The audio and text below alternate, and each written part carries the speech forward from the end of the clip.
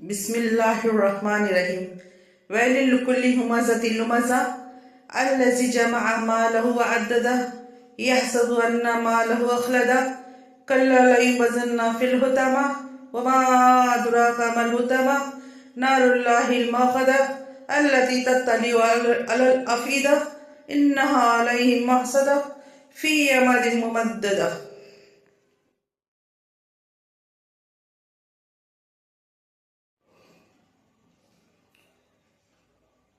तबाही और बर्बादी है हर तानाज़न और चुगलखोरों के लिए, जिसने माल को जमा किया और खूब इसका हिसाब रखा।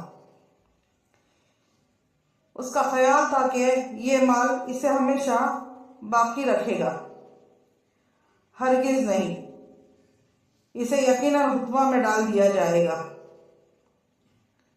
और तुम क्या जानो कि हुतमा क्या शय है? ये अल्लाह की भड़काई हुई आग है जो दिलों तक चढ़ जाएगी।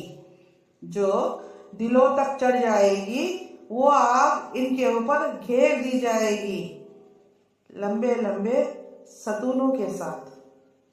अस्तगफिरुल्लाह।